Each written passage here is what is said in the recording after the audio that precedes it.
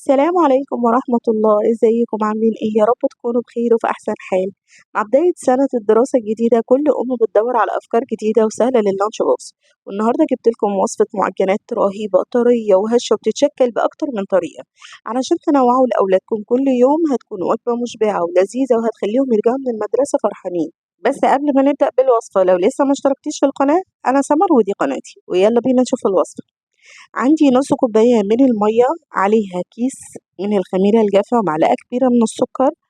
هندوب كل المكونات دي ونركنها على جنب علشان يتفاعلوا. كمية الدقيق الموجودة معايا عندي 3 كوبايات من الدقيق. هننزل عليهم بالخميرة اللي احنا حضرناها في الأول، شايفين هي بعد ما اتفاعلت شكلها ازاي.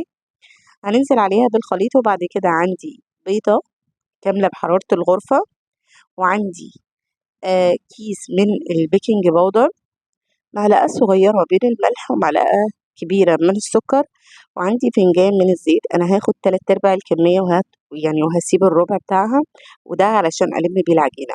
وعندي كوباية من اللبن هنزل بيها بالتدريج، لربما احنا ما نحتاجش كل كمية اللبن. هنبتدي نقلب كل المكونات دي كويس جدا مع بعض ونعجن الخليط كويس. المعجنات عامة يا جماعة بتحب العجن الكتير علشان خاطر تديني نتيجة هشة وطرية وتطلع خفيفة معانا. البيكنج باودر مع الخميرة بيدينا نتيجة حلوة جدا لأي معجنات احنا بنستخدمها. هنا هبتدي استخدم ايديا وابتدي اعجن بيها كويس. مدة العجن هنا لا تقل عن 10 دقايق يعني، او 7 دقايق بالكتير. هنزل بباقي الكمية من الزيت، وده بيسهل معايا ان انا الم العجينة كويس جدا. تمام. وبتخلي البولة معايا نضيفة، مش ما فيهاش اي حاجة من العجين، فده بتكون العجينة معايا سهلة جدا ومرنة وطرية. وده القوام بتكون يعني ايه، بتلزق في ايدينا حاجة بسيطة، مش بتبقى ناشفة ولا بتبقى طرية بزيادة، بتلزق حاجة بسيطة زي ما انتوا شايفين. هنسيبها بقى 10 دقايق، وبعد كده هرجع اعجنها مرة تاني. بعد ال10 دقايق دي يا دوب ابتدت كده تتفاعل، انا هبتدي الم العجينة. الخطوات دي بتخلي العجينة مرتفعة جدا معايا وبتبقى هشة جدا جدا، وكمان بتوفر عليا العجن الكتير. يعني انا مش بعجنها كتير، انا يا دوب بلم العجينة وبعد كده بريحها وارجع اشتغل فيها تاني. بعد كده انا هنا هسيبها اغطيها بقى واسيبها تتخمر على حسب الجو اللي احنا فيه دلوقتي. طبعا هنا خرجت منها الهواء، وهبتدي اقسم العجينة ل9 كور زي ما انتوا شايفين بالشكل ده. هبتدي اقطعها كده واعمل منها 9 كور. ال3 كوبايات عملوا معايا 9 قطع من الباتيه. تقدري تشكليها بالشكل اللي انت عايزاه، عايزه تشكليها على شكل كرواسون او شكل باتيه او اي شكل انت تفضليه. التشكيل ده بقى اختياري ليكي انت. هبتدي بقى اكور العجين بالشكل ده، وبس. بعد كده هسيبه يرتاح شويه، وبعد كده هنبتدي نفرد العجينة زي ما انتوا شايفين كده. انا برش عليها شوية من الدقيق وبعد كده بفردها. افرديها بشكل طولي علشان تدينا الشكل بتاع الباتيه اللي احنا بنشوفه في المخابز. زي ما انتوا شايفين انا هنا ببتدي المها.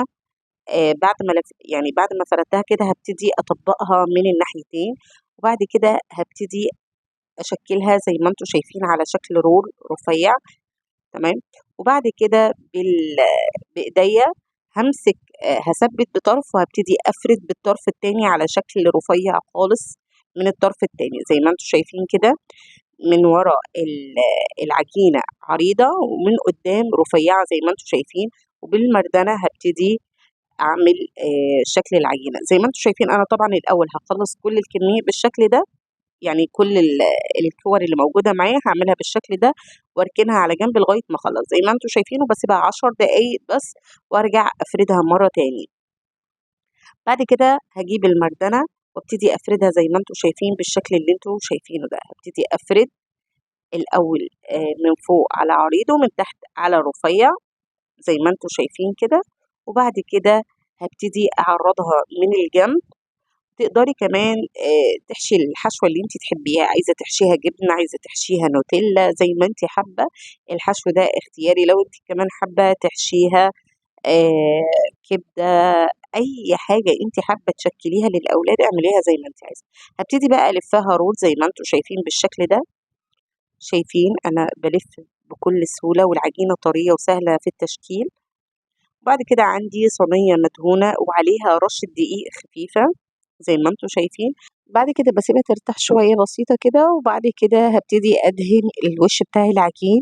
عندي صفار بيضة ومعلقتين كبار من اللبن وعليهم رشة من الفانيليا علشان يديني اللون المحمر كده اللي احنا بنشوفه في المخبز.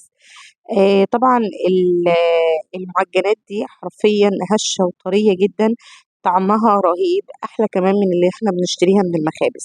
طبعًا هندخّلها الفرن على درجة حرارة 180، طبعًا بنكون مسخّنين الفرن قبلها بشوية، وبنحطها على الشبكة في النُص، وبتطلع معانا المعجنات باللون الخطير اللي أنتم شايفينه ده.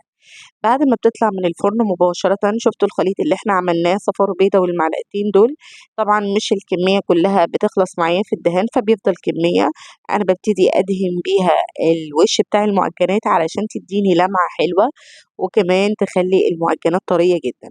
هابتدي زي ما أنتم شايفين كده هاغطّيها واسيبها لغاية ما تبرد تمامًا، وتعالوا بقى نشوف الطراوة والهشاشة اللي هي عبارة عن قطن يا جماعة بجد والله. شايفين بالشكل ده اللون خطير وطرية جدًا وهشة وناعمة، حرفيًا لازم تجربوا الوصفة دي وتقولوا لي رأيكم في الكومنتات. شايفين الطراوة بتاعة المعجنات؟ حرفيًا رهيبة يعني. طبعًا المعجنات دي تقدري تستخدميها للفطار، للعشا، نحطها للأولاد في يعني في الlunch box بتاعهم بدل الساندوتشات طبعًا لإنها بتبقى محشية من جوّه. وطبعًا لو كنتِ وصلتِ بقى معايا لنهاية الفيديو ما تنسيش اللايك والشير والاشتراك في القناة وتفعيل زر الجرس علشان يوصلِك كل الوصفات الجديدة اللي أنا بانزّلها، وما ننساش نعمل share كتير للفيديو علشان الكل يستفاد. سلام عليكم.